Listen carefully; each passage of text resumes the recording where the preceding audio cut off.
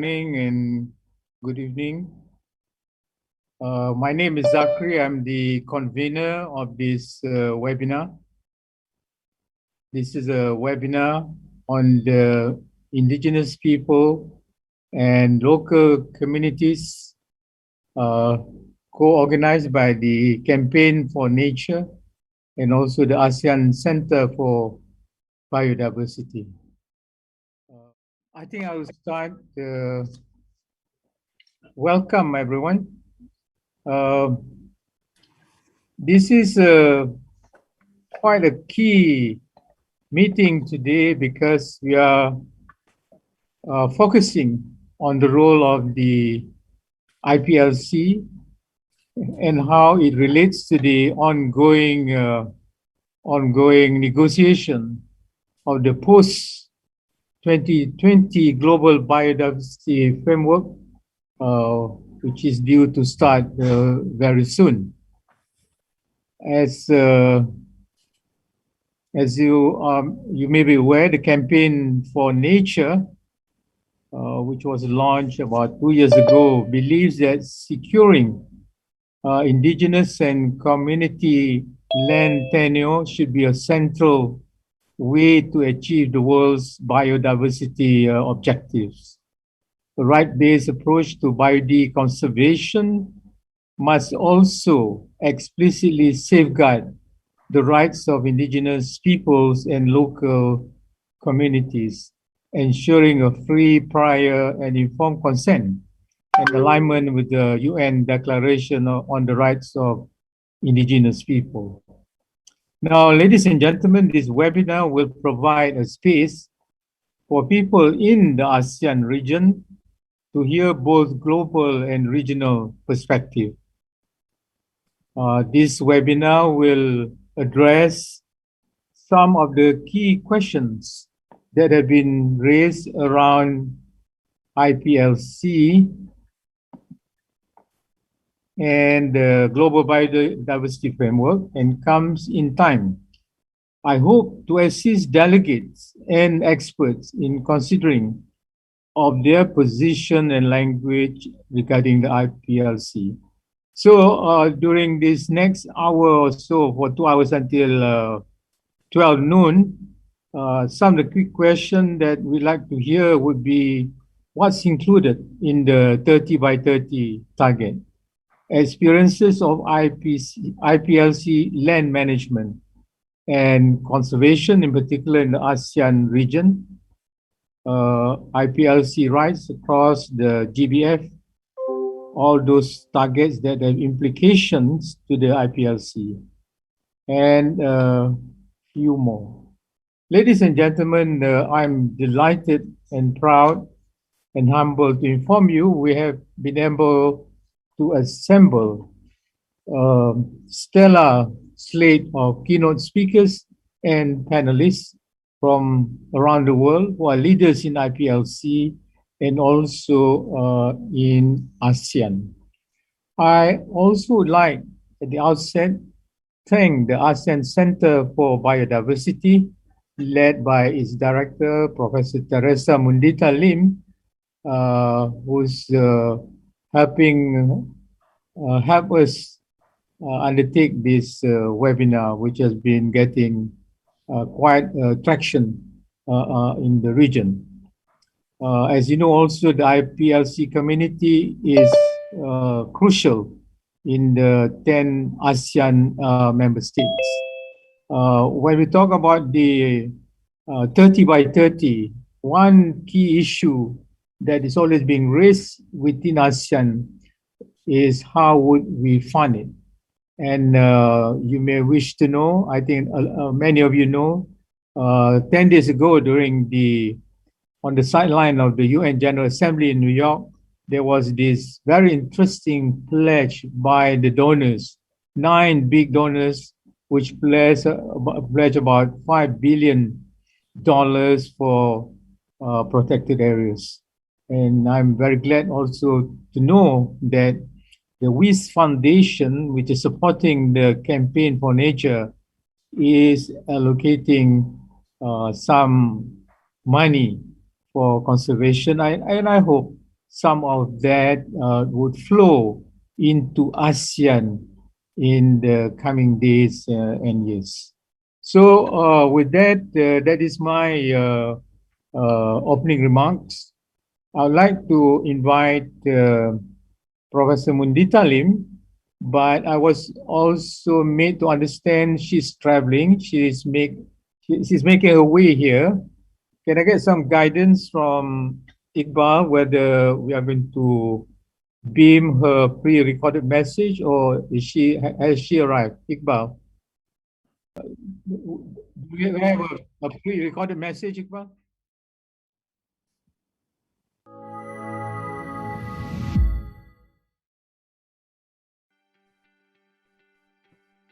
Here Wiratno, Director General of the Natural Resources and Ecosystems Conservation, Ministry of Environment and Forestry, Indonesia. The Honorable Loren Legarda, Deputy Speaker, House of Representatives, the Philippines. Professor Zachary Abdul Hamid, Chairman, Atri Advisory, Ambassador and Science Advisor, Campaign for Nature, and an ASEAN Biodiversity Hero. Kapak Conde Choque, Secretariat of the Convention on Biological Diversity. To our esteemed guests, representatives from the ASEAN member states, colleagues, and viewers. Thank you for joining us this morning as we discuss the crucial role of the indigenous peoples and local communities in the development and implementation of the post-2020 Global Biodiversity Framework. Today, we will get to hear from our panelists on how we can all work collectively in achieving our biodiversity targets, and particularly on engaging with indigenous peoples and local communities towards expanding and diversifying national area-based biodiversity conservation and management systems. During my term as Director of the Biodiversity Management Bureau of the Department of Environment and Natural Resources in the Philippines, one of my priorities was to harness the dedication and the unique expertise and knowledge of the indigenous peoples to complement our mandate in protecting the Philippines' biodiversity through the recognition of Indigenous Community Conserved Areas, or ICCAs. The ICCA concept is an attempt to encapsulate the richness of the linkages between indigenous peoples and local communities and a specific territory, a bond so strong that it shapes and cultivates their identity, culture, freedom, self-expression, and the way they govern their valuable resources. For example, indigenous groups collectively called Mangyan of Mount Iglit Baco, a designated ASEAN Heritage Park, continue to use their original syllabary, which includes Faganoon Furahayo, to refer to their strict Forest Protection Zone or Sacred Ground or ICCA. These unique perspectives offer deeper insights into how we should be doing biodiversity conservation. The ASEAN region's natural wealth is inextricably linked to the people and communities that have nurtured and protected these resources for generations. In Southeast Asia, there are about 93 to 123 million people belonging to roughly 1,210 different ethnic groups residing in Cambodia, Indonesia, Laos, Malaysia, Myanmar, the Philippines, Thailand, and Vietnam. Indigenous peoples, through their traditional ecological knowledge, have developed a deep and intimate connection with biodiversity, understanding the importance of species and ecosystems not only in their daily survival, but as an essential part of their identity and culture. They are the keepers of centuries-old wisdom and practices that link social and ecological relationships and patterns. Thus, the role of indigenous peoples and local communities, or IPLCs, in the stewardship and protection of biodiversity and nature is beyond question. Their distinct connection with nature provides guidance on the use and protection of biological resources within their ancestral domains. As the world strives to halt biodiversity loss and recalibrate our bearings, the IPLCs have an essential role in the realization of our global biodiversity goals. At the third ASEAN Conference on Biodiversity, held last 5th of July 2021, His Excellency Deputy Secretary General of QETSA, Mr. Abdul Wahid, emphasized that the development of the post-2020 Global Biodiversity Framework must be participatory, including the IPLCs, to meet the proposed goals and targets. This is aligned with the text in Proposed Target 21 in the Draft 1.0 of the post-2020 GBF, which provides for equitable and effective participation in decision-making related to biodiversity by indigenous peoples and local communities. Guided by the mandate and directions from the ASEAN and the member states, the ASEAN Center for Biodiversity has been facilitating discussions and enhancing collaborations on how to best achieve our biodiversity targets through a whole-of-society approach. The aforementioned Third ASEAN Conference on Biodiversity served to facilitate thematic discussions where recommendations were consolidated and used as the basis for the ASEAN regional positions for the third meeting of the Open-Ended Working Group on the Post-2020 Global Biodiversity Framework. As the region collectively seeks solutions to address biodiversity loss and strives to expand the coverage of protected and conserved areas, discussions on other effective area-based conservation measures, or OECMs, have also been ongoing. The ACB facilitated discussions among the AMS on how these OECMs may eventually be tapped to augment the existing protected areas in the region. These efforts are aimed at contributing towards the achievement of the global goal the parties to the CBD may eventually adopt at the upcoming COP15. I am confident that our illustrious panel and key representatives of ASEAN IPLCs will provide valuable insights on achieving our regional and global biodiversity targets while advancing the rights of biodiversity stewards.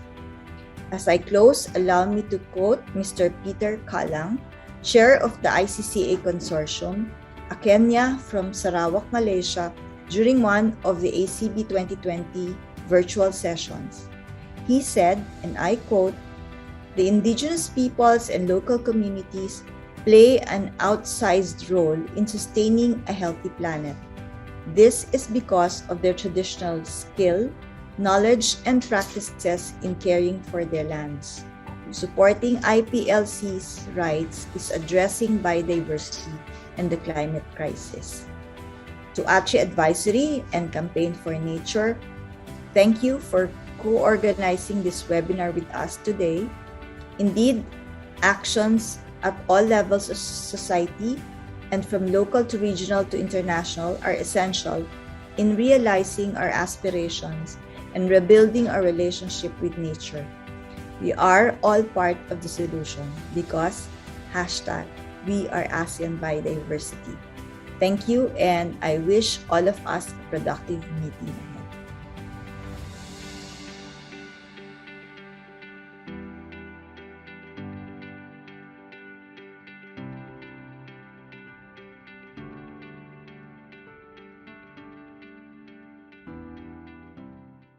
Thank you, Professor. You're most welcome to join us if you have time when you arrive in the office. Ladies and gentlemen, I'd like to proceed to the next item on the agenda, and this is a keynote from Senator Lauren Legada, the Deputy Speaker, House of Representatives in the Philippines. She is a well-known figure. She's a politician, environmentalist, cultural worker, and a former journalist. Senator Legada will be speaking on the significance of IPLCs in conserving and protecting biodiversity in ASEAN. But ladies and gentlemen, I was informed that in the Philippines now, it's election time. So the senator have been going to the field campaigning, but she has always wanted to participate in our webinar. Uh, and today, I think she'll be delivering her keynote through a pre-recorded message. So, Iqbal, over to you.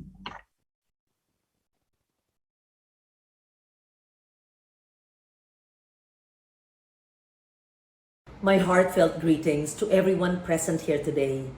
May I start by asking you to honor the people that first settled the lands you are currently occupying and the relationship they had with it. Our world and our culture have been so overrun with a paradigm of exploitation and dominance that we may be failing to grasp what it means to honor the land and to be part of it. As a lifelong learner, I find the lines in the Pocahontas song resonant, and I quote, "If you walk the footsteps of a stranger, you learn things you never knew, unquote. I've long fought for indigenous people's culture, but that culture, as we know, are deeply tied to the land.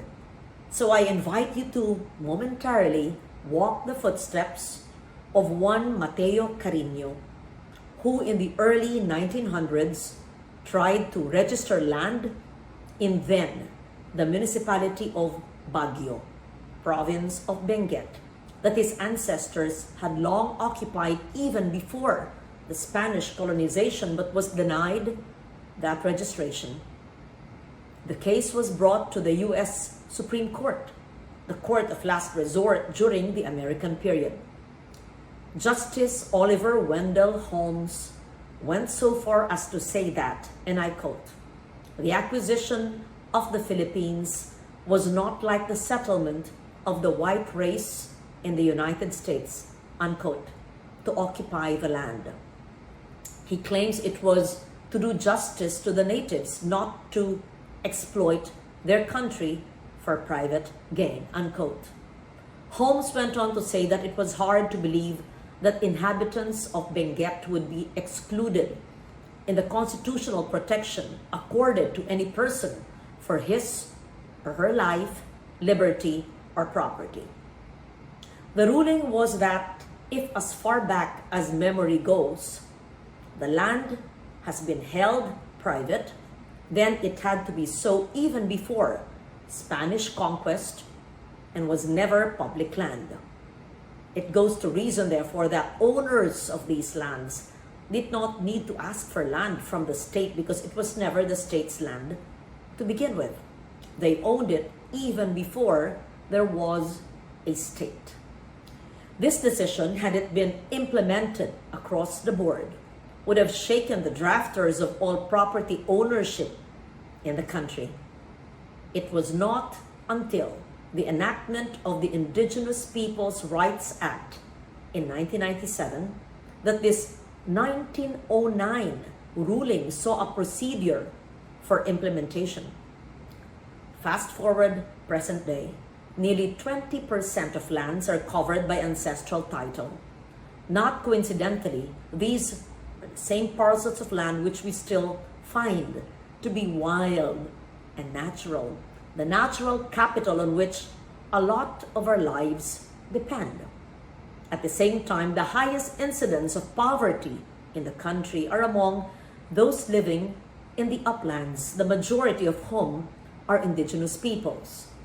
Up to 20% of the population mired in poverty is also a huge loss in our social capital. Our current society's failure to value the natural and the social capital in the uplands is why we are facing ecological collapse. Yet, we seem to have blinders as a society and are failing to change the way we manage these two types of capital. The Campaign for Nature is targeting the conservation of 30% of the globe by 2030. If we address the plight of our indigenous peoples and properly accord value to the ecosystems that provide aesthetic, ecological, and biodiversity services to the rest of us, we will already have hit the mother lode. Philippine experience in the implementation of the procedures for recognition of ancestral title under the IPRA law is replete with obstacles. But the main one is probably a mindset that persists about indigenous peoples, regarding them as minorities, needing care, assistance, and yes, sometimes alms. What they in fact need is equal protection and the recognition by all of Philippine society. Not only do they deserve to live dignified lives in thriving cultures free from poverty, they need to secure their lands, which is the basis for those lives and cultures. This is the 1-2 punch that would deliver a double benefit of alleviating poverty and protecting our natural capital by honoring the traditions and knowledge of the poorest of the poor and ensuring their access to land and resources that were there since time immemorial. We will be on the right path towards a just transition. These are essential to delivering pandemic and climate change recovery that is inclusive, sustainable, and yes, resilient. Thank you. Isang luntiang araw sa ating lahat. Very much, Senator, for that inspiring keynote. Let me wish you all the best in your campaign. And for some of your officers who are participating with us, I encourage you to stay on until the end of this program. I'm referring to Ms. Georgie Carino, from the Forest Peoples Program and International Indigenous Forum on Biodiversity. As you may know, Georgie is an active campaigner and advocate over the past 35 years on indigenous peoples, human rights, community at the national and international levels. I know Georgie very well because both of us used to be members of Ban Ki-moon's Scientific Advisory Board several years ago. Georgie will be speaking on the IPLC and how it relates to the post-2020 Global Biodiversity Framework. Georgie, you have the floor. Welcome. Thank you very much. Esteemed colleagues, let me start by thanking the organizers of this meeting for allowing those of us in the region to engage in this important conversation. Today, I will be reflecting on IPLCs in the post-2020 Global Biodiversity Framework, and it is gratifying that parties thus far in the negotiations are supporting the full inclusion of IPLCs in this forward-looking strategy. Why so? Let me start by making a few general observations about this critical juncture in the Earth and human history. Today's multiple crisis is deeply rooted in values that have become dominant in global economic, cultural, and political systems. These have prioritized economic growth over ecosystem resilience, modern scientific and technological innovations over context-specific knowledge and know-how, and centralized state interests over indigenous peoples and community rights. Therefore, it is enlightening to see that as humanity faces the existential threats of the Anthropocene, our institutions are starting to recognize that indigenous peoples and local communities have vital contributions to make in regard to conservation and sustainable use of biological diversity, and in the diverse ways of knowing and being in nature at this critical decade of safeguarding our planet and peoples. As stated by the UN, recent reports of the Intergovernmental Panel on Climate Change and the Intergovernmental Science Policy Platform on Biodiversity and Ecosystem Services, IPBES, stress the urgent need for transformative change to reverse impending ecological crisis. With only a limited window of time to bend the emissions curve, adapting to climate conditions, and halt the rapid loss of biodiversity, the values and wisdom of indigenous peoples can help societies achieve this transformation.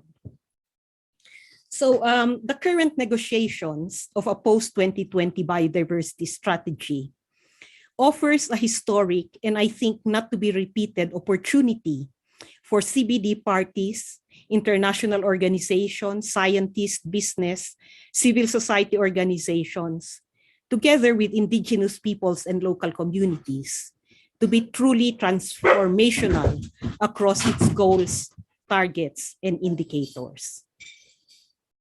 Goal A on conserving biodiversity needs to respect and protect the rights and vital contributions of IPLCs to biodiversity conservation by legally recognizing customary tenure rights over their lands and waters, the resource management systems, and their traditional knowledge.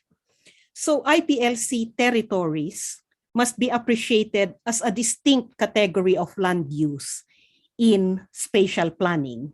Today, there is a great focus on protected areas and also area-based conservation or OECMs. However, historically, the designation of these territories have been as indigenous lands and waters. And unless we address this, we will not be able to address the conflicting laws and conflicts on the ground that have been widespread, actually, even in our region. So this time, with your indulgence, allow me to be more specific about existing laws and spatial planning. In the Philippines, conflicting laws which allow private concessions on IP's ancestral domain, the awarding of certificates of land for farmers, as well as national priorities for economic development are actually undermining respect for ancestral domain and stopping indigenous peoples from controlling other interests on their lands.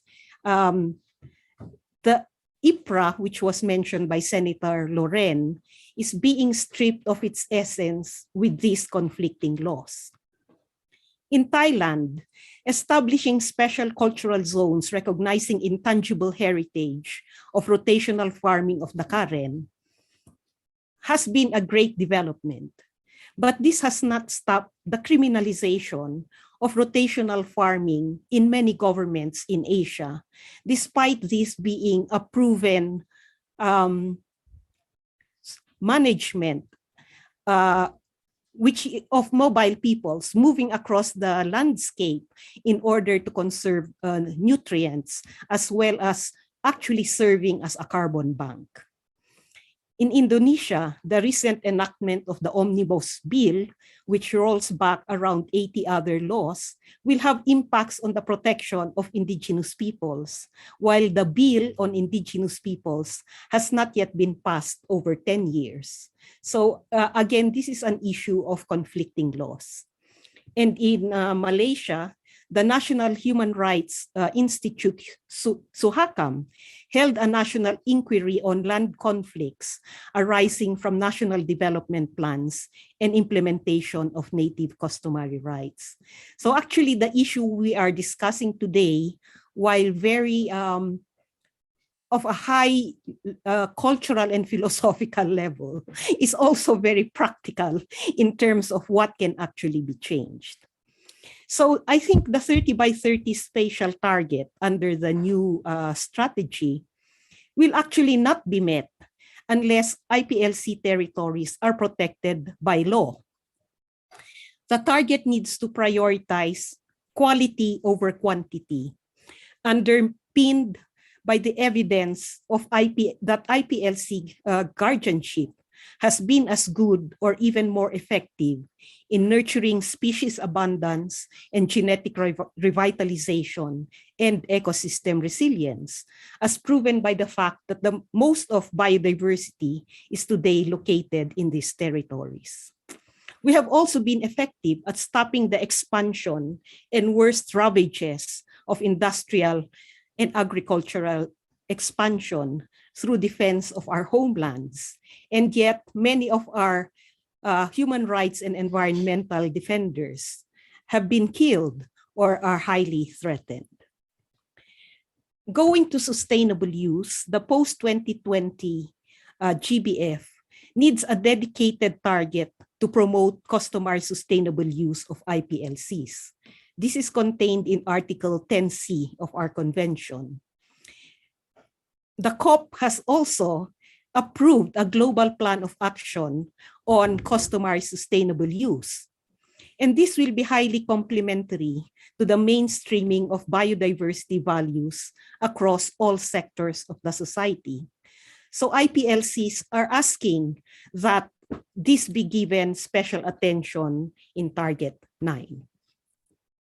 On the use, harvesting, and trade of wild species, there are many national laws that criminalize hunting, fishing, and gathering by IPLCs of our traditional foods in the forests, while allowing commercial activities and even trophy hunting.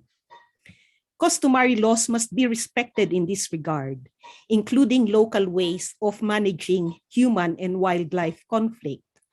Oftentimes, the protection of wild species is given priority over local people. And because of this, IPLC should be primary beneficiaries from the use of biological resources, genetic resources, and even subsequent operations such as digital genetic sequencing information, which all have embedded traditional knowledge. So finally, looking at the human rights of IPLCs, which is presently mentioned as a right to equitable participation in decision-making, and also rights to lands, territories, and resources, which have been included in Target 21. This needs to be a cross-cutting target with specific mentions in other relevant targets. Let us learn lessons from the 2011 to 2020 biodiversity strategy, which included traditional knowledge and customary sustainable use, as well as government actions in Target 18. Assessment by the Global Biodiversity Outlook shows that only 10 to 15% of parties included IPLCs in their national biodiversity strategies and action plans. Target 18 has not been met, and neither was Target 14 about addressing the needs of the most vulnerable in society. So whilst Target 18 was supposed to be cross-cutting, in fact, it was treated as one target and not chosen to be prioritized in many NBSAPs. So Target 20 on using the best available knowledge, including science and traditional knowledge, is highly needed and relevant. The biodiversity crisis needs the diverse knowledge and values across society to inform decision-making. Indigenous peoples and local communities have made a lot of progress on community-based monitoring and information systems, which is complementary to satellite data, global and national statistics, and scientific studies to provide a better understanding about the state of biodiversity and possible solutions. Parties are concerned or are problematizing the enrichment of their data for national reporting. But working together with communities can in fact bring out a lot of evidence that can be put in national reports. Now, finally, just to move towards closing, Asia has been characterized as a region of old peoples, but actually newer modern states. As mentioned, Asia is the region with the majority population of indigenous peoples in the world, as well as the greatest number of cultural and linguistic diversity.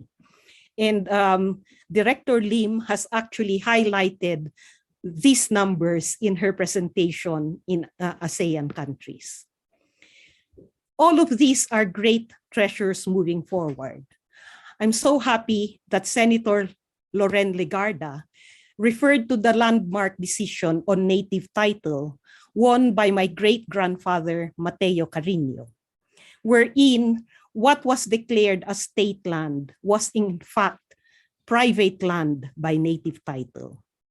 Today, as we envision our futures, let us follow this example by changing our thinking from thinking like a colonial state and living like its peoples. I thank you again for giving me this opportunity to address this important meeting. Thank you. Thank you. Thank you very much, Georgie, for your very inspiring keynote, and also putting some personal context to it. The history mentioned by Senator Lagada, which has some blood relations to you. I'm so moved. Georgie, please stay on if you can. Maybe there's some questions in the later part of this webinar. You'll be most welcome to participate.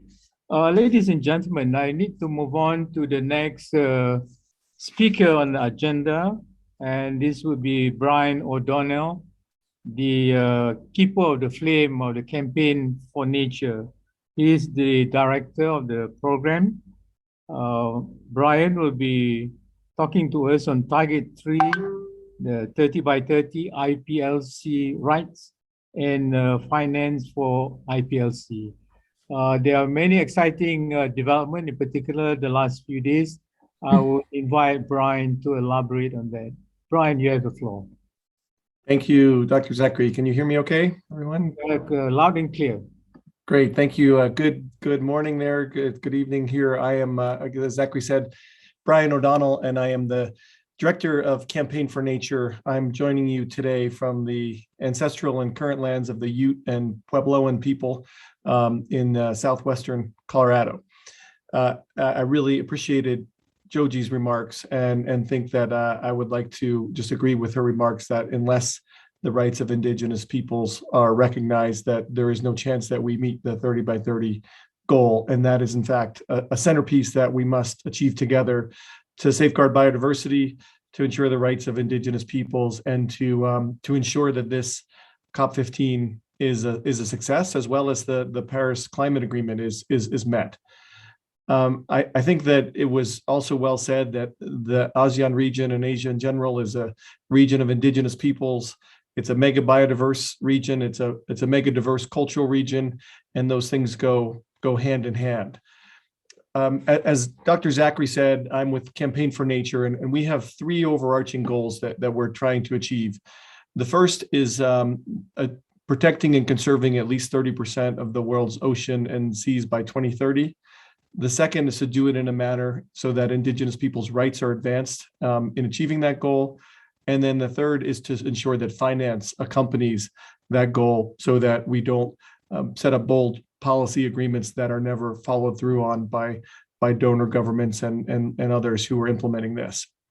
So a quick moment on why 30%.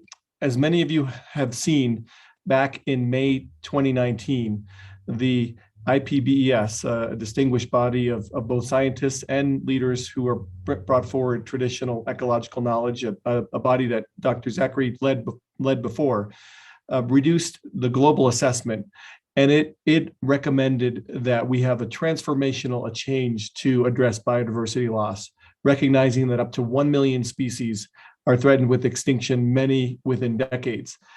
It recommended that we expand protected and conserved areas and area-based targets, and it said we need that transformational change. It also noted that the two largest drivers currently of biodiversity loss are habitat, land degradation, primarily on land, and overexploitation in our seas. So if we're going to address that in a major way, we obviously have to deal with the consumption and economic patterns globally, but we also have to look at how we can ensure that land and oceans are conserved in a manner that maintains that habitat that species rely on for survival. As Joji recommended, many of the places that are intact because indigenous peoples have stewarded them for millennia.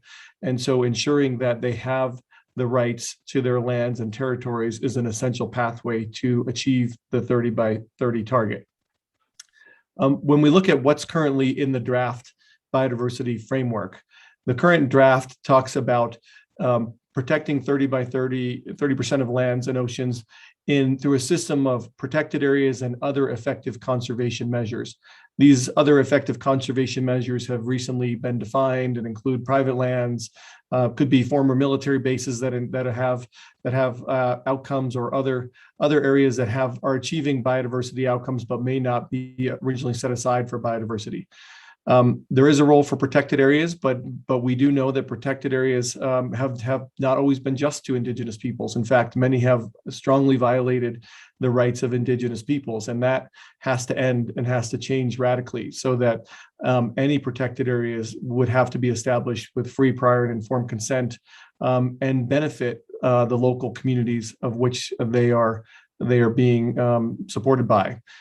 The target currently talks about equitably managing protected areas and other effective conservation measures, but we've heard today and through the negotiations the desire for that language to include equitably governed as well. And that is an amendment to the text that we at Campaign for Nature support. That was recently included in the International Union for the Conservation of Nature's Motion 101, which dealt with this 30 by 30 target and did recommend that these areas be equitably governed as well as equitably managed. We also have to make sure that the lessons in management approaches from indigenous peoples are part of the equation. This is a global goal, and it has to recognize that there are multiple different ways to protect and conserve nature, and that if we are to do it, we need to learn from the best practices, cultural practices, and approaches that will be different in different parts of the world. We also know that this is a global goal. So some nations are going to be able to protect a significant part of their land mass. We know in Canada, they're looking at large areas in the Arctic and the boreal forests, and they have quite a big land mass that they're interested in. Indigenous peoples are leading the way in the conservation advancements in recent years. But some countries have very little intact nature, but will still contribute to the goal in some way, but won't be able to meet that 30% target. So it's important to think of this as a global goal. Some countries being able to do more, some less, but together on this humanity together, we will all work to help meet this goal. We also know it's critical for the Paris Agreement that if we are to meet the goals of the Paris Agreement, we need to protect at least 30% of the world's lands, especially those areas that are important for carbon. Those are forests, mangroves, grasslands. We see that those areas have a special importance for sequestering carbon. And if we are to lose that natural areas, it's impossible for us to remove the carbon from the air or to meet the Paris goals. So these things go hand in hand, our climate goals and our nature goals. But again, I want to stress how important the free, prior, and informed consent is to this. This cannot work and will not work unless it is done in full partnership with full respect for rights and advancing the rights of indigenous peoples and local communities. They have been the most effective stewards of biodiversity and we've seen that by the areas that are intact. We've seen that in the recent studies that have shown the efficacy of indigenous territories in the Amazon and other regions that have had less deforestation than even protected areas. And I think Joji points out that we cannot have a system that criminalizes the defenders of nature that we've seen in recent years, or in recent decades, I should say. So at Campaign for Nature, we think this is really critical to align ourselves as closely as we can with the goals that indigenous peoples have had. We've helped sponsor a number of global thematic dialogues in the CBD with indigenous peoples. We have worked to take some of the language recommendations that the IIFB, the International Indigenous Forum on Biodiversity, has put forward and incorporate those into our own comments. We have encouraged the High Ambition Coalition for Nature and People, which is a coalition of nations that support this 30 by 30 goal, to have direct consultations and dialogues with the IAFB and try to ensure that the 30 by 30 goal is done in an equitable manner, and we'll continue to do that all the way through the COP. So we welcome the advice and counsel and recommendations from Indigenous peoples, and any way that we can help advance this, that we want to stand shoulder to shoulder with you. We're also working on the finance component of this and recognize that finance has not reached the ground and has not helped benefit the local people. We think there's a few reasons for that. Structurally, the CBD talks about giving money from wealthier nations to developing nations. It doesn't talk about getting money down to peoples and communities. And so we have made a formal recommendation within the CBD process that new language be added to the post-2020 global biodiversity framework that inserts the idea that Indigenous peoples and local communities are beneficiaries of payments for ecosystem services and official development assistance coming from wealthy nations as they implement this 30 by 30 target and other biodiversity targets. Second, the amount of money that has been proposed in the biodiversity framework is woefully inadequate. It currently only includes $10 billion a year from wealthy nations. And we know that wealthy nations, including my nation, are responsible for much of the biodiversity loss through our diets, our consumption patterns. You see this in Asia through the expansion of oil palm and other timber resources that are being exported for consumption in Europe or the United States or Canada or other places. So there's a responsibility to help address those impacts that wealthy nations are having. And we think it's at least 80 billion a year needs to be provided by wealthier nations in this effort, and make sure that local communities benefit. We also think there needs to be some other mechanisms that can help support Indigenous peoples and local communities management and securing of their territories. Currently, much of the money goes to NGOs and others, but not enough to Indigenous-led organizations. And so we are trying to change that by advocating with philanthropy and governments. You may have seen just a few days ago in New York during the UN General Assembly, there was a $5 billion pledge from foundations, primarily American foundations, but at least one British foundation, to support engagement of 30 by 30. And in that announcement, there was a clear indication that the leadership of Indigenous peoples and local communities would be a priority pathway to help achieve that, and to spend that money in manners that help support Indigenous-led conservation, which I think is a needed change and a needed reform that must happen. And finally, let me just end with a couple of personal experiences. I've been working in conservation now for several decades, starting by learning from the people of the Gwich'in people in the Arctic in their efforts to defend the Arctic National Wildlife Refuge, and an effort that continues to this day. And we're still fighting for that effort, and have learned that they have stewarded that region for millennia, and learned from them about their approach and how distinctly tied cultural conservation is with environmental conservation, that they are inseparable. You cannot separate the caribou of that area from the caribou people, as they call themselves. And more recently, in work on the Bears Ears National Monument here in Southwest Colorado during the Obama administration, with 5 tribes coming together to provide a new model for Indigenous-led conservation in the United States, one that I think has sparked massive change here and will be the future of conservation here. You have been far ahead of us of that in the ASEAN region with your leadership in protecting areas and showing governments how Indigenous peoples can lead the way. We can learn from you. Campaign for Nature can learn from you. We're excited to partner with you. We think that together, a conservation target that is rights-based, that is aligned with financing, is done in the right places, and is done in a manner that advances rights, can be essential to meet the biodiversity goals, to meet the climate goals. And so we're excited for this effort. We're excited to learn from people in the ASEAN region, and I'm grateful for all of you for participating in this webinar today. So thank you. Thank you, Zachary. Thank you so much, Brian, for your overview of the challenges that we are facing today, and also providing a lot of hope for the future. Ladies and gentlemen, we have come to the end of the first segment of this webinar that is on the keynote presentation. I would suggest at this juncture, Iqbal, can you guide us? Let's take a picture of this meeting right now. Iqbal, guide us. Ladies and gentlemen, distinguished participants, I now would like to move to the panel discussion segment.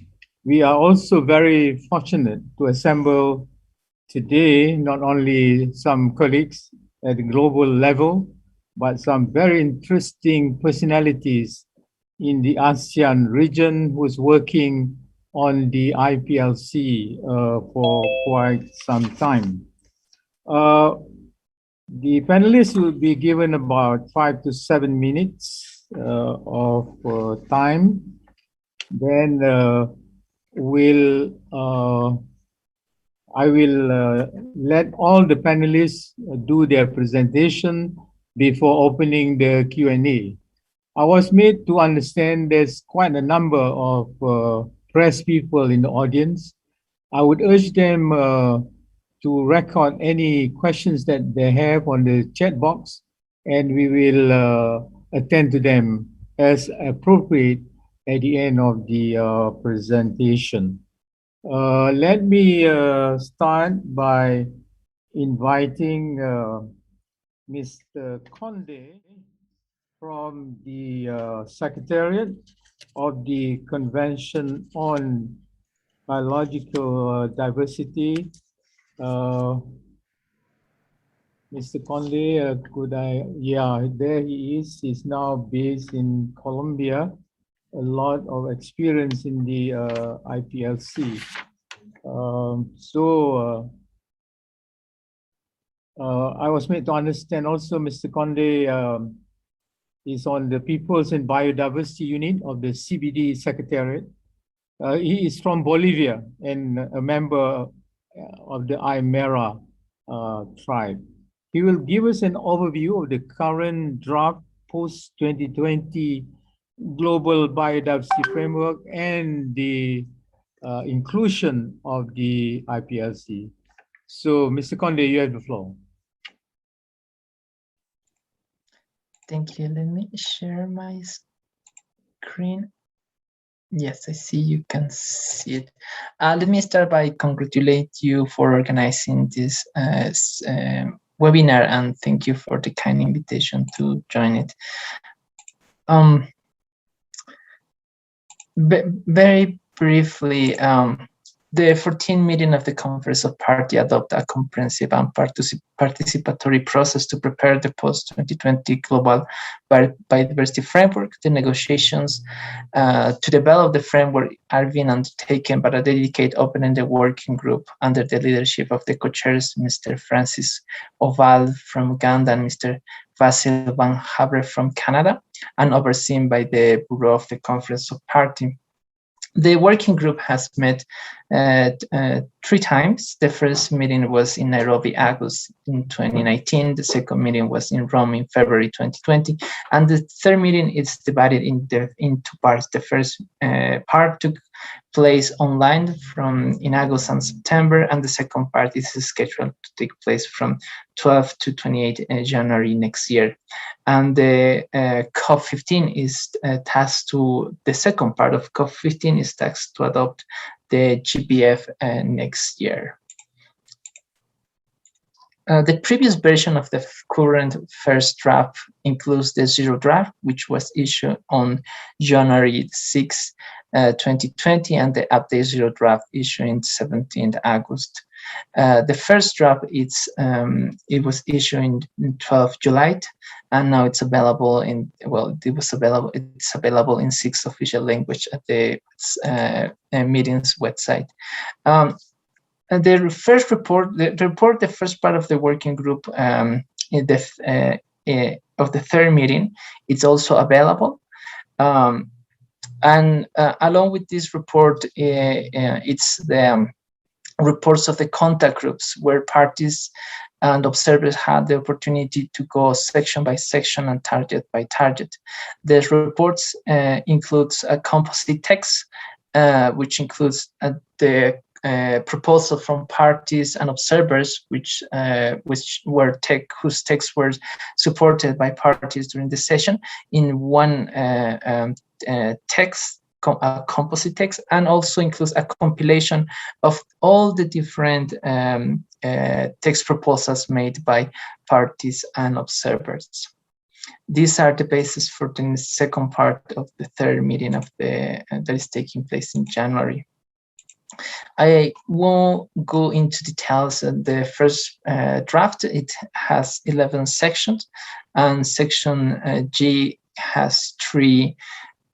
Section G has the target and is divided in 3 subsections: reducing threats to biodiversity, sections 1 to 8, meeting people's needs through sustainable use and benefit sharing, targets 19 to 13, and the third subsection, tools and solutions for implementation and mainstream, target 13 to 21. Very briefly, a comment on section D, the theory of change. The framework is built around a theory of change, which is described here in this figure. The theory of change recognizes the urgent policy and action globally, regionally, and nationally that is required to transform the economic and social and financial models so that the trends that have exacerbate biodiversity loss will be established in the next 10 years and allow the recovery for nature ecosystem following the 20 years. So we can see that the theory change starts on the from the current status, loss of biodiversity, and moves to the right with all the elements to meet the vision, the 2050 vision, living in harmony with nature. Allow me to move on to these slides. And yeah, the participation of indigenous peoples in the post-2020 process. The process adopted by parties contains a set of principles to guide its implementation and organization of work, and a comprehensive consultation process, including global, regional, and thematic consultations. In addition, the COP14 also requests parties to facilitate and support the participation of indigenous people in the discussion process related to the framework. In response, the Secretariat, along the International Indigenous Forum on Biodiversity, organized 3 global thematic dialogues for indigenous people and local communities on the framework. The first dialogue was held on 17 and 18 November in Montreal and reflected the results of the first meeting of the open-ended working group on the post-2020. The second dialogue was held virtually from 1 to 3 December 2020 and served as an opportunity for participants from indigenous peoples and local communities to reflect on the framework, including the updated Zero draft. The third global thematic dialogue with the support of Campaign of Nature was organized to provide an opportunity for IPLCs and representatives of parties and other governments to exchange views on the recent development of the framework, including the first draft. This was organized 2 weeks previous to the third meeting of the working group. The third meeting discussed 5 thematic issues, including traditional knowledge, target 20 of the first draft, customized sustainable use, target 14, 15, 9, and 10, contributions of indigenous peoples, lands, territories, and waters toward area-based conservation, target 1, 2, and 3, and equitable participation, target 21, and it had a remaining target with the dialogue addressed ABS, Global C, target 13, 8, and 17. The report of the proceeding, as well the outcome of the discussions, are available as an INF document for the working group of the third meeting. With that, I stop my presentation and I'm available for questions. Thank you. Thank you, Mr. Conde.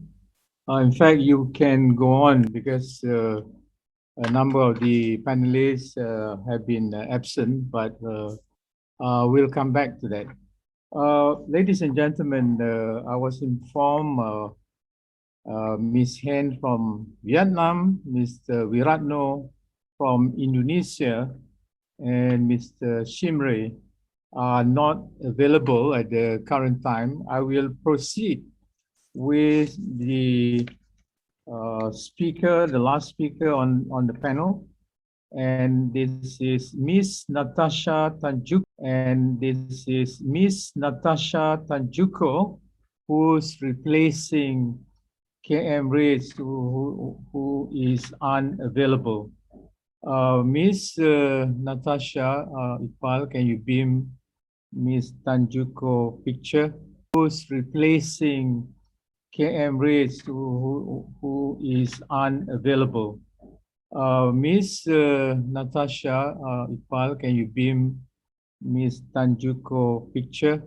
Has a very interesting background. She is a co-founder for Kids the Philippines at the age of 15 years old with a sister Bella. Natasha is still a student at the University of the Philippines in Diliman. She is eloquent champion for engaging youth in the 30 by 30 initiative. So without further ado, Natasha, you have the floor. Take your time. Go ahead. Thank you so much, Mr. Zachary. And hello, everyone. Good morning. I'm Natasha Tanhutka. I am based in Manila. I'm in the Philippines. And I'm honored here today to speak on behalf of young people and how we can involve them in this amazing endeavor. So I will quickly share my screen. This idea of involving young people, I think, began for me at a very early age. I started 6 years ago when I was 15, together with my sister, who was only 13 at that time. And as young as 5 and 3, we were already exposed to the realities of the Philippines. We basically grew up understanding that we were in a place of privilege and that we needed to do something really to give back to our nation. And it was normal for us to really think this way. And when we got to school, we noticed that it wasn't for other children. And so we wanted to change the story. But where do we begin with young people? Today, I'll be showing you 3 simple steps on how exactly we can engage young people. And this is a formula we've quote unquote perfected. For the past 6 years, our organization has grown from a small group of 5, and now we're over 1,000 worldwide. And it's been amazing to hear all the different initiatives that young people have been coming up with all over the world. And we really believe that they truly are our greatest source of hope. So this is a quote by UN Secretary General that has inspired us really to truly believe that we can move forward with all the different things going on in our world, and that young people really are a great source of hope. But more than that, we are here for action. And so my main inspiration comes from really my grandfather, who taught us that we really had to love our country because it's the only one we have. So a lot of my advocacy really stems from cultural identity. And the reason for that is because I was really taught the amazing parts of being Filipino. So 6 years ago, a group of 5 kids, and we were a network of friends. Basically, we all had a common goal of wanting to give back to children. And successfully, we were able to do that. Through working with UNICEF, we raised enough to give back to 1,600 children. And this was an event planned solely by young people. At the age of 15, I didn't think it was possible.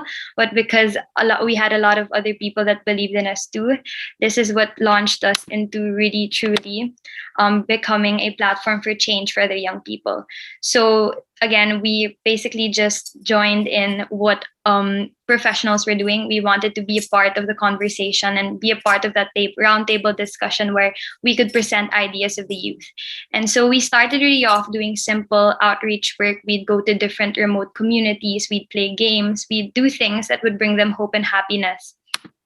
And we came up with this idea of really empowering the youth to power the nation. Similarly to how a lot of other young people are really advocating for community and camaraderie, we do the same, but we really stem from cultural identity. And so what we ended up doing to really learn how we could possibly connect partnerships of wisdom, or those that knew a lot, like professionals in the field and young people, of course, was really bringing them together through partnerships of collaboration. And one very successful example really was how we were able to connect our idea of working with our people and for our people, doing outreach work, typhoon relief. Because again, the Philippines is one of the most vulnerable to the climate crisis. Typhoon reliefs here happen yearly and are normal for us. Flooding is something that we see every day. And so really understanding our people was one main aspect we wanted to do, as well as understanding our planet and how these two things could come together, and how young people could be in the front lines of change. So one great example was when we started an art festival called Kamalayan, which means awareness in Filipino.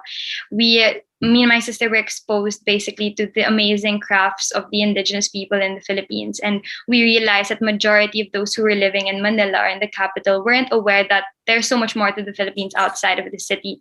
And so we wanted to create this fun way of engaging young people and to come up with this art festival wherein we were talking about indigenous culture and values and beliefs and really uplifting our local communities. And this began in 2016, when the conversation on climate wasn't something talked about normally. It was something that was very scientific.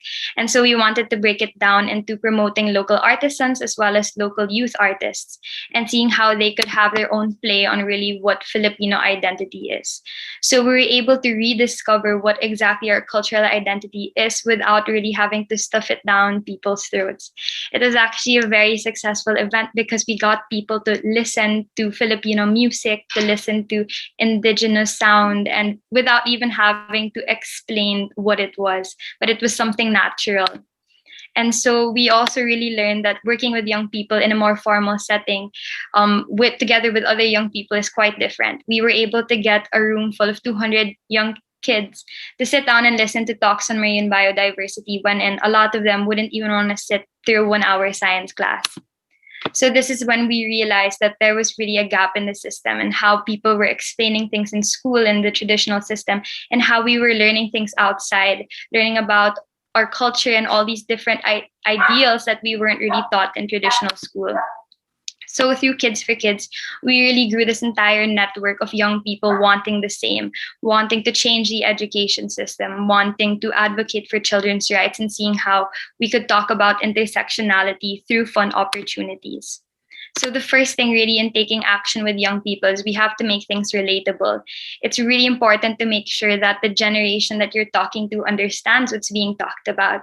And so definitely what we have grown so far, this entire community of almost 1,500 volunteers worldwide, we've crowdfunded over 20 million pesos for various communities.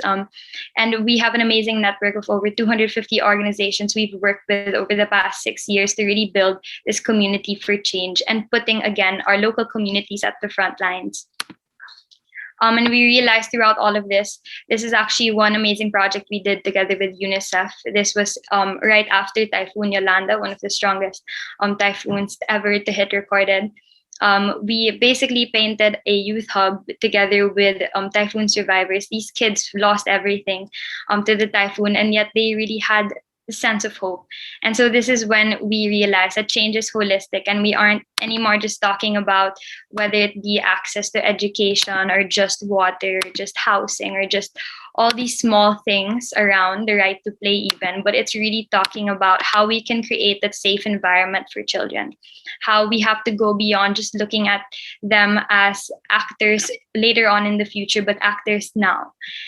And that is why we realized growing up in an environment like this is actually a photo I took in one of our coastal cleanups, and this is already the after. So this was when everyone was leaving and that everyone was done cleaning up because it was just too much to take. So this is when I think I also had an awakening that the problems were so much closer than we thought, and that in order to really understand where this all came from, we have to explain our history. So exactly how we got there. So that's why if we're talking about 30 by 13, really how we can protect 30% of our land and seas, how can we go back really and explain how we got here to not protecting them? And so for us being in the Philippines, just an example, we definitely knew how to live with the land. We were actually very much aware of the way our land worked, and we lived with and for it. And what was saddening to see is that when all of a sudden we were colonized, there was this whole idea that we had to succumb to the ideals of the West, and we became driven by consumerism. And all of a sudden now, as we see in a lot of developing countries, it's very difficult for them to bounce back to what once was because of this idea that progress is always not where cultural identity is. And so that's why I think we have to look back again and really focus on Indigenous people. And I really like this quote. I came across it on Instagram and I completely forgot the source, but I just really like this saying about how Indigenous people are very scientific. It's just that their science includes the heart. And I definitely think this quote summarizes why our values must be placed in our Indigenous people. And so the third main point is really to allow young people to lead solutions and to give us a platform where we can show you how. So normally, young people are out on screens talking or even out doing climate strikes for inspiration. But actually what we're trying to do is show you that we're here for action. And so definitely our action has been going through this project. It's called Kapuluan ng Kabataan, which basically means Archipelago of the Youth, wherein we really want to connect generations back to our natural world. And this is exactly how young people can get involved with the 30 by 30 project, we think. Definitely this started with one project, and then now it's a collection of different projects that connect young people back to their natural world with a specific formula that stems from cultural identity. And so to explain, what we're trying to do is create safe spaces for young people in different parts of the Philippines. We're starting in two areas, one in an urban area, which is in Manila. We're converting a 2,500 square meter parking lot into an urban garden and safe space for children. And we're also working in a mangrove plantation community in Del Carmen and Siargao. So what we're trying to do is really use regeneration, talking about how it's not just about sustaining things anymore, but making sure things continue to keep having enough for our future, as well as through education and action. So it's not anymore just teaching, but accompanying it with avenues for action. And this is what young people today are hungry for, and what our education system traditionally normally can't give us within the four walls of a classroom. And so that's why we've really been trying to champion youth and community-funded green and blue spaces that allow our education to go outdoors and really into the ecosystem that we want to preserve. And so definitely with this project, it's been so amazing working with various partners, and we feel like this is exactly what other young people can do around the world. It's working with institutions or approaching even schools that have extra space and turning them into green areas. We've worked with Museo Pambata, which is this children's museum. We've converted a part of it into a bee farm. We involve the street kids in choosing what colors to paint.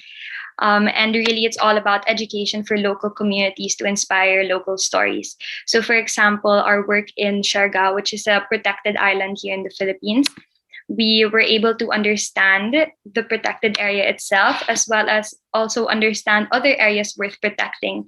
This region of the island is covered in hectares of mangroves, so 4,000 hectares of mangroves in one crucial area in the Philippines when it comes to wetlands.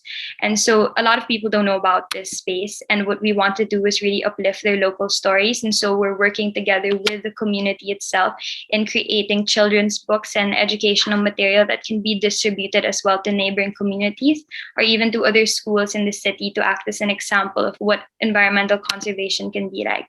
And so it's really also educating surrounding communities about the protected areas or areas worth protecting, because often these communities live with it every day. Sometimes they don't realize its value, and teaching them about this value will allow it to kind of have a chain reaction on the neighboring communities, and it becomes a very communal effort to protect these different areas. And so just to summarize everything, the whole idea really is to think global and act local, and understand really how we are definitely aware, but we need more action in putting these stewards, our Indigenous people, at the forefront through policy and through really understanding how we can create more avenues for their voices to be heard. And definitely with young people, we aren't here again just for inspiration, but for action. And so we really ask our leaders to do the same, to really realize how we are here to help you in the pursuit of all of these amazing endeavors. And to just summarize again the 3 points and how we can get young people involved in all of this is when we make things relatable, it's really talking about relatability, about protection at a local level. When we're talking about their history, we're talking about conservation at a cultural level. And so you're also informing young people what existed then and what can still exist if we protect it. And lastly, it's really giving young people a platform as well in spaces like this and in conversations where they can talk about how they want to be involved and can be involved. And so let's do it and really leave a legacy for our children. And that's, I think, how we can successfully, really, truly put together this 30 by 30 project with the youth involved in it. So thank you very much again for having me. On behalf of KM and Gab and the rest of our youth constituent, really excited to be a part of this campaign. Thank you, Natasha, for your very eloquent presentation of the youth. You know, someone said this planet doesn't belong to us. My generation, I mean, we borrowed it from you. So we hope we can return it to you, your generation, in good condition. So thank you, ladies and gentlemen. We come to the end of the panel discussion. We still have plenty of time. I have quite a number of questions that I want to field, not only to the panelists, but also to the keynote speakers who are still here today. I've also slated a comment, wanting a comment from Dr. Yong Yutavong. Dr. Yong Yu, are you in the audience? For concluding remarks, but given that we have some comment, wanting a comment from Dr. Yong Yutavong. Dr. Yong Yu, are you in the audience? For concluding remarks, but given that we have some time and the webinar has been progressing very engrossingly, Dr. Yong Yu, who is a former Deputy Prime Minister of Thailand and also a scientist by training, he is still very active, a key member of the Global Steering Committee of the 30 by 30 and ASEAN. Dr. Yong, would you like to take the floor now or later? Sure, I can take it now, but yes, I can stay on. And then you can take as much time, sir. Go ahead. Well, thank you very much, Dr. Sakri, Professor Mundita Lim, Brian O'Donnell, distinguished keynote speakers, panelists. It gives me great pleasure to say some concluding remarks on the occasion of today's webinar on the role of indigenous people and local communities. This webinar draws together a group of concerned people about biodiversity and the role of indigenous people and local communities. We have seen how these subjects are intertwined in examples, especially from the ASEAN region.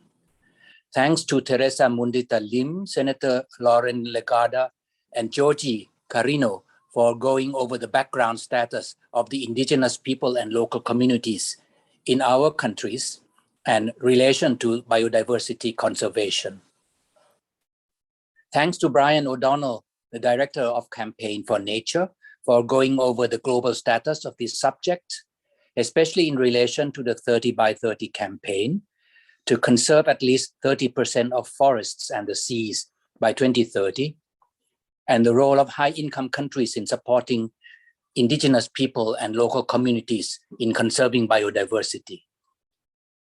Thanks to the panelists, we have learned from Mr. Conde from Colombia about the Global Biodiversity Framework document under preparation and the views of the young people. I really enjoy the talk by Natasha Tanjatko, and will remember her crying, empower the youth to power the nations, should be a loud call to the world. 3 years ago, the Authoritative Intergovernmental Platform on Biodiversity and Ecosystem Services, or IPBES, told us that 1 million species of our planets, our plants and animals are under threat of extinction, or 60% of our ecosystem services. The services that provide us with our food, water, and clean air are degraded due to human activities. I also checked other sources of information. They come together in pointing out in the same direction that we are heading towards a big extinction event, perhaps the largest since the dawn of the humankind, due to global warming and encroachment on forests, lands, and the seas. So we have a big problem on our hand. Nature is in crisis, and it is made worse today with the pandemic, which hopefully will pass, but the effect will linger. Indeed, the pandemic may well be linked to species losses and now encroachment on wildlife. But as we have heard from our keynote speakers and panelists today, the indigenous people and local communities may well be our good friends to help stop the deterioration. And vice versa, by the way, safeguarding and restoring ecosystem resilience will also be critical to support their well-being. Indigenous people are custodians of some of the most biologically diverse territories in the world. Their traditional knowledge has been and continues to be an invaluable resource that benefits all of our humankind. Although they make up only 6% of the global population, indigenous people inhabit 85% of areas proposed for biodiversity conservation worldwide. The cultures and lifestyles of the indigenous people and local communities are inextricably linked to biodiversity and their community. So they have been very effective in preventing habitat loss and often more effective than traditional conservation methods.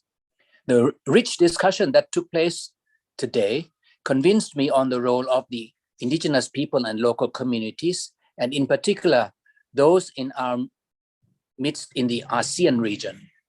It is therefore only right and fair that the international community, now actively negotiating the post-2020 global biodiversity framework, recognizes the rightful place of the indigenous people and local communities. Needless to say, we need to be in touch with the indigenous people and local communities to learn from their ways of life and also to warn them about future consequences of some of the practices which may not be ecologically friendly. So we have to learn from one another and teach one another. Like us, the indigenous people and local communities also need to learn and modify the ways of life to be in harmony with nature.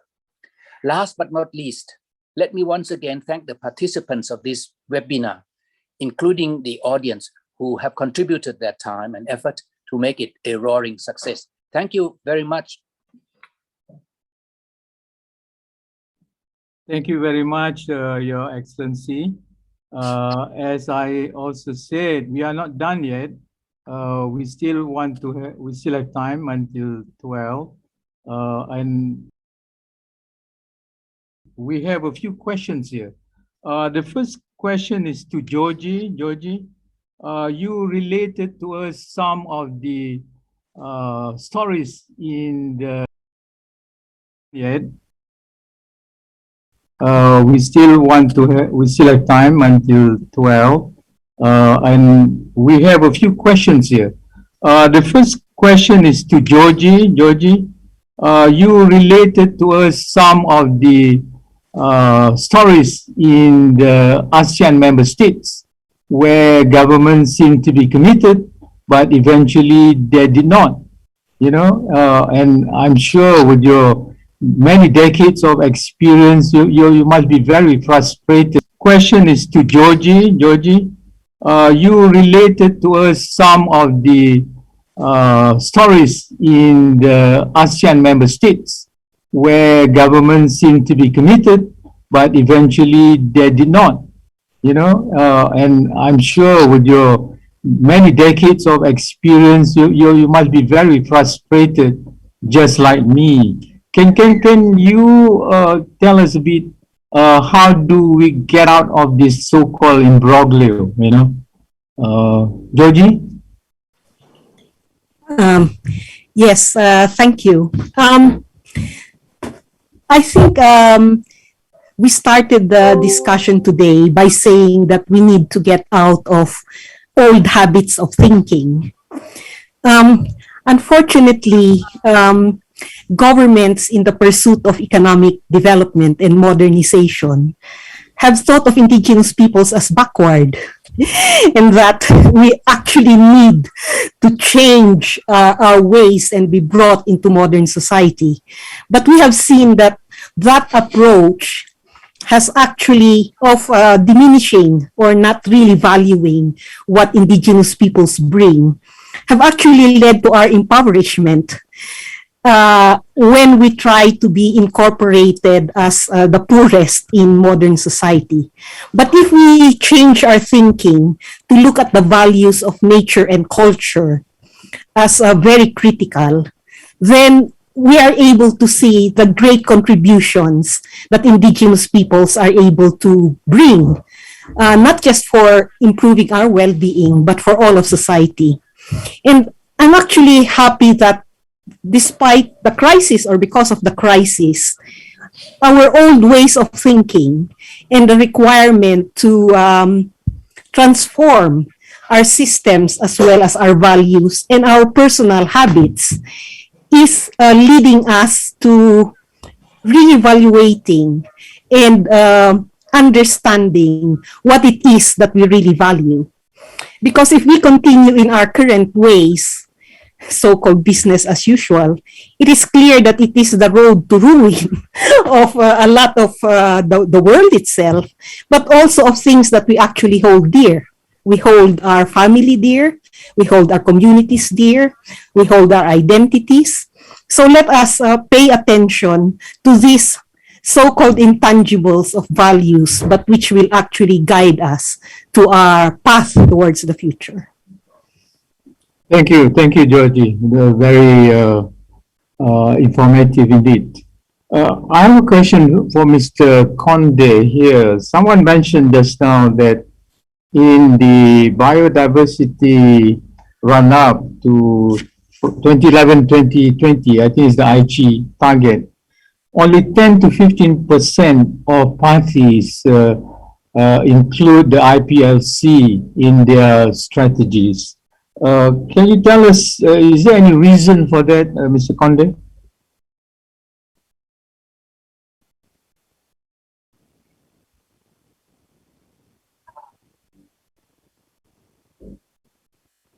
Pardon? Oh, he has left. That's all right then. Let me proceed to another question. This is for Brian, really. You make very convincing argument on the link between 3030 and the IPLC. And also with George's comment that eventually the 30 by 30 initiative is not going to achieve its goal without the full participation of the IPLC. That is one aspect I want you to elaborate. How could ASEAN member states be more sympathetic to that link? I have another question, it's a very interesting question too, and this is about funding, the recent development that was announced in New York. And how could the ASEAN member states eventually use the prospect of some of those financing to undertake some really practical projects in the region? So Brian, are you still there? I am still here, yes. So maybe I'll take that first question on the key role. If you look at the world's concentration of biodiversity, and you look at another map overlaying the lands that are claimed by indigenous peoples, some of which they have full rights for, some of which need to be rights still need to be adjudicated, and been given to indigenous peoples over their ancestral and current territories. But there's an almost direct overlap where those places are. Most of the world's concentration of critical biodiversity is on lands that is stewarded by indigenous peoples. And so their leadership, their approaches have to be central to achieving this target. The key way that countries need to do this is after the first step is to ensure that the target itself is got language for free, prior, and informed consent, that it ensures that equitable governance is a key component of the 30 by 30 target. The second part then is that if this target is agreed to in Kunming, China, at the end of the Conference of Parties in the spring of 2022, then each country develops what they call a national biodiversity strategy and action plan. Those plans are the times when countries will decide how they will implement the global biodiversity framework in each of their countries. It's essential then at that outset that they start to have a dialogue with indigenous peoples, that they hear directly from indigenous peoples as to what their desires are for their territories. Do they want to see lands included in this target? Do they not want to? And to respect those rights and wishes, and to see them as the drivers of this agenda. In the past, it had been done by governments or NGOs without full participation from indigenous people. So that national biodiversity strategic action plans are a critical component where both the rights must be addressed, but also the desires and leadership must be respected, and the approaches. So I think it's also important for indigenous peoples to start to think about that now. How will they engage in this? How do they want to be engaged? Do they need additional resources to be engaged, and in what way? This can be looked at either as a threat to indigenous lands or as an opportunity for indigenous titling and land tenure. So thinking about both, what are the things indigenous peoples are worried about in this strategy? What are the things they're excited about? And how do we make sure that those desires are advanced in those biodiversity plans? Moving to the funding question that you asked, that's an important one. You know, there's a structural barriers, I think, that you see in a lot of funding that comes from foundations and from governments, that it can be very difficult to access those funds because it can be a bureaucratic process. It could require a lot of paperwork. You can have language barriers. You can have other issues. Many of the foundations in the United States require audited financial statements from grantees to comply with federal laws. So there's things like that can make it difficult for small community organizations. So I think we do need to find a way for those foundations to better understand that to be successful, these grants can't just go in big efforts to Western NGOs. They need to think about how they can deliver these resources in a way that gets to the ground, to those frontline defenders. And that means changing some of their approaches, some of their grant-making priorities, some of their reporting priorities, which I think there's some openness to do. Each of these foundations that announce a pledge is different. They have different boards of directors, and so you'll see it. Some may be very enthused and open to do that right away. Some may be slower, but I do think that the ASEAN region, with its critical importance for biodiversity, has to be one of the priority regions. And I've heard from the Bezos Earth Fund that they're looking at that region, and I think they announced quite a large sum of resources. So I would say it's important for indigenous peoples to contact them with proposals for what they want to do, how they would spend the money.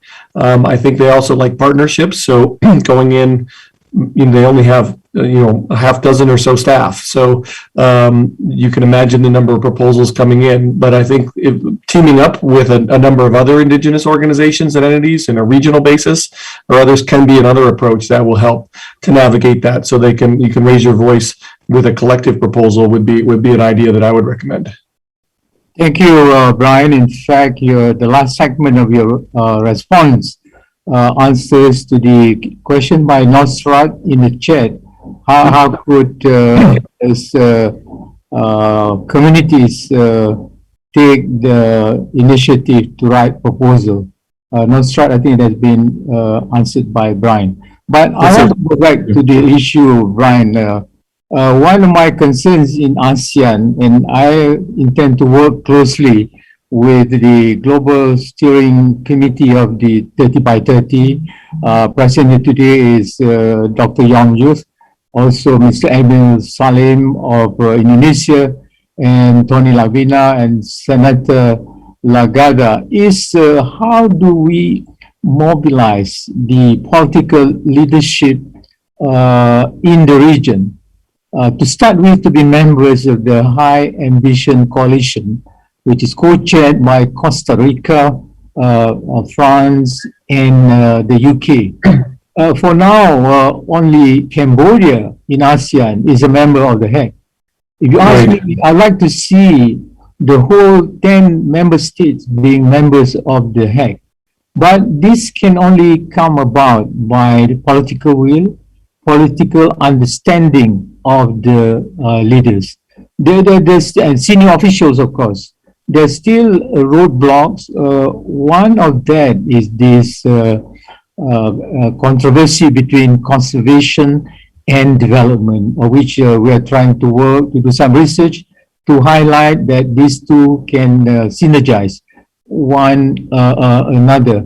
I wonder, with your help at the CFN, we can develop a small position paper which would encourage ASEAN to join the HAC.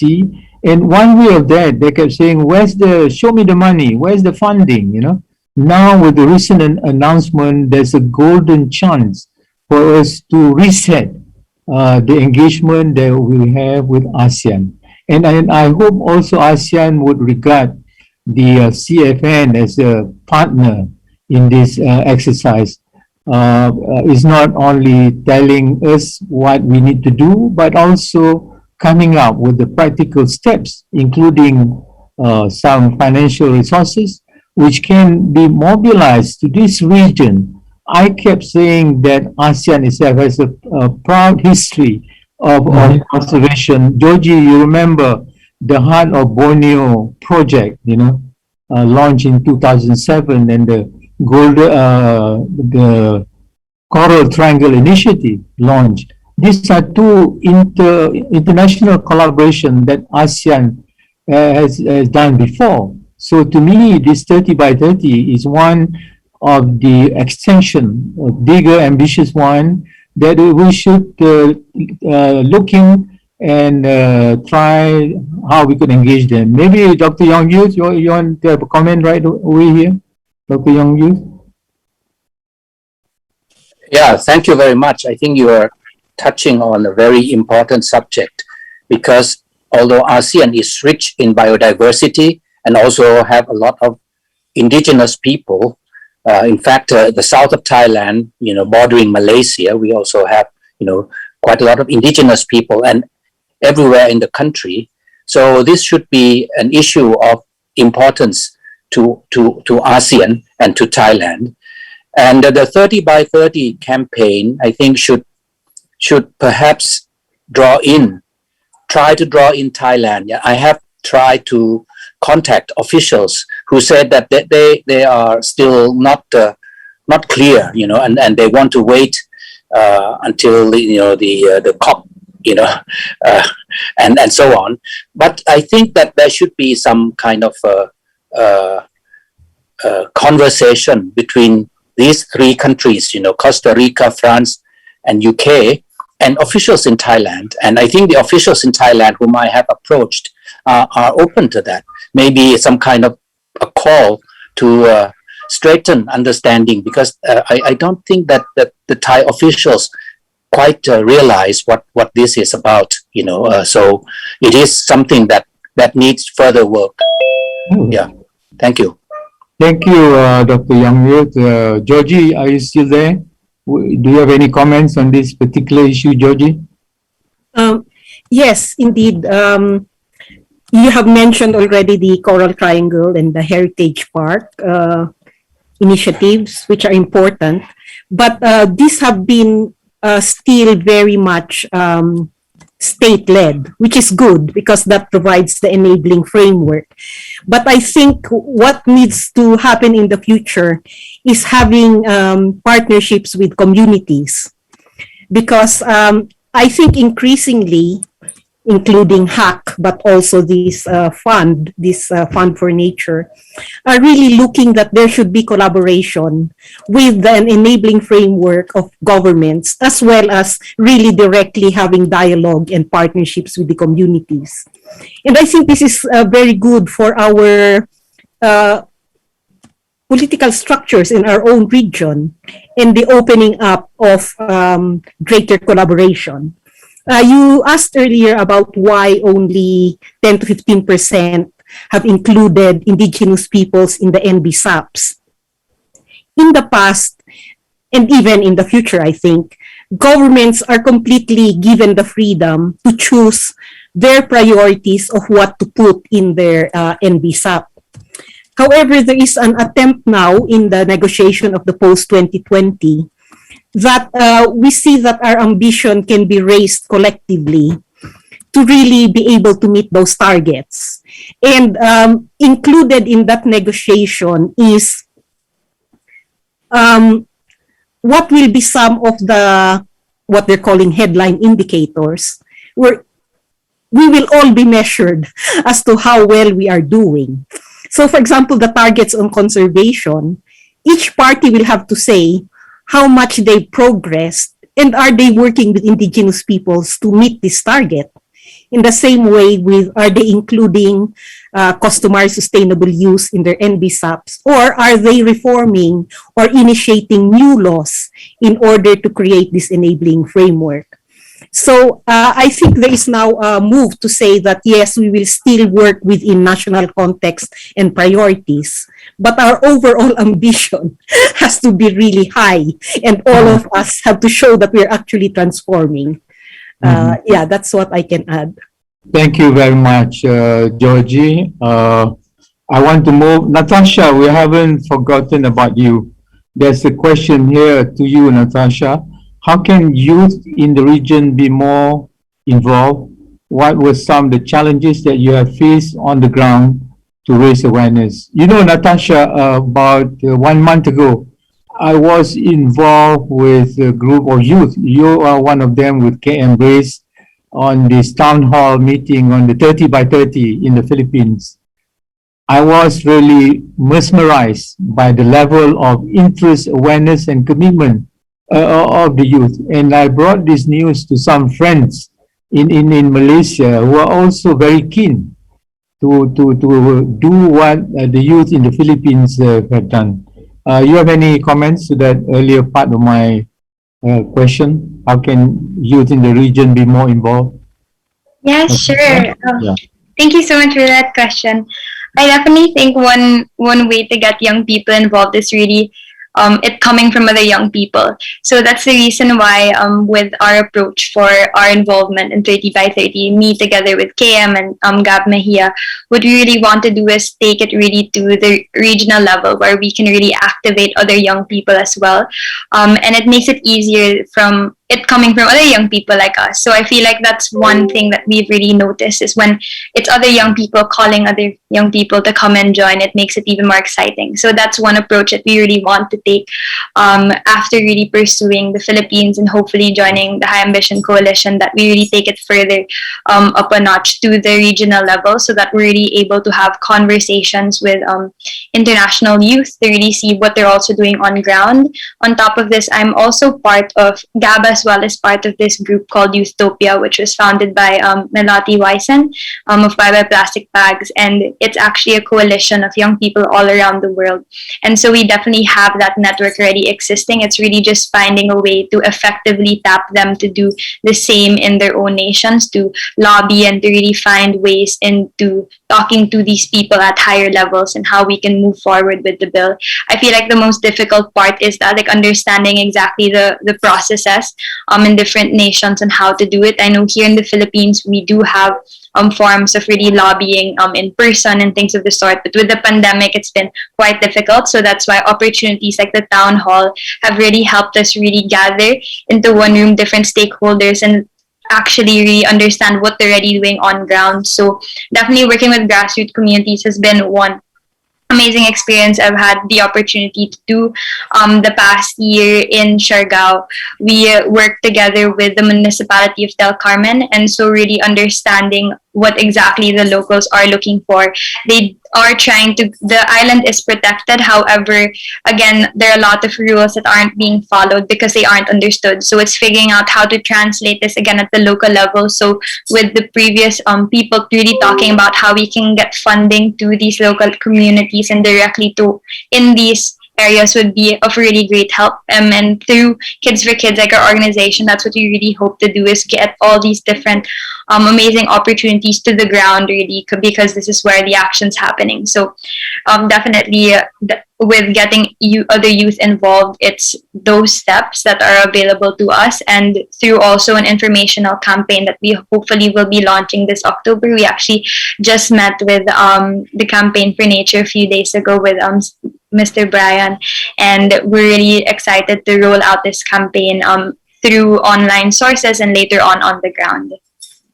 Thank you, Natasha. We are nearing the end of our discussion. Can I invite anyone to represent Executive Director Mundita Lim to give any comments at all? Oh, there you are. Teresa, Hi, welcome. Professor. Yeah, it's great to see you. Yes, good morning. Yes, yeah. Go ahead. Any comments from you? This is the only time I was out, but I'm glad I was able to catch the meeting at least towards the end, this forum, and I appreciate very much the discussions, and we're looking forward on the contributions of the indigenous peoples and local communities in meeting the globally agreed targets. If we are only to be able to consider their contributions, then our then it becomes realistic to look forward to a target that will be the 30 by 30 would be a more realistic target. I think the important call for all of the ASEAN member states is we need to have a realistic target, and of course that means financing should be made available, and the achievement should be participatory. And when we talk about participatory, we are looking at the support that the government should be able to receive from the other stakeholders, and that includes, of course, the youth that Natasha was speaking of, the contributions of the indigenous peoples and local communities, of subnational governments, and I think that's a very important call that everyone can make, so that the 30 by 30 becomes more achievable and more realistic. So we're very glad to be able to partner with Atri. I'm very honored to always join you in fora. Professor Zachary, an ASEAN Biodiversity Hero. It's always enriching to be able to listen to these conversations and provide what the ASEAN Center for Biodiversity provide, the support that we can provide to to have an active discussion and an important discourse, so that the ASEAN member states and the stakeholders can better make informed decisions towards the upcoming discussions on the post-2020 global biodiversity framework. So we're always pleased to join you in the discussions, and thank you very much for allowing us to do that, Professor Zachary. Thank you, Professor, for your inspiring words, encouraging words. As I mentioned earlier, I would like to work closely with the Global Steering Committee members. In this meeting is Dr. Young Youth and Brian with the CFN. I hope there's a way forward out of this webinar, and that is for us to develop a proposal to the ASEAN Center for Biodiversity, how this 30 by 30 could be of assistance to realize the empowerment of the IPLC in our ASEAN member states. I hope we can do that, Brian, yeah, in the weeks to come. But just to conclude, I have had nearly 40 years of experience on the global level. I'm one of the original negotiators of the CBD in my younger days. Georgie knows that. But I am also, I love the region. I'm a member of ASEAN. And somehow I wanted to have ASEAN to be part of the global development, you know. So today's webinar, I think, has been inspiring for me, and I hope for others too. And we look forward that ASEAN could also be one of the leaders in biodiversity conservation and sustainable use. So with that, thank you again, Teresa and others. Uh, Thank you so much. Have a good weekend, and also stay safe.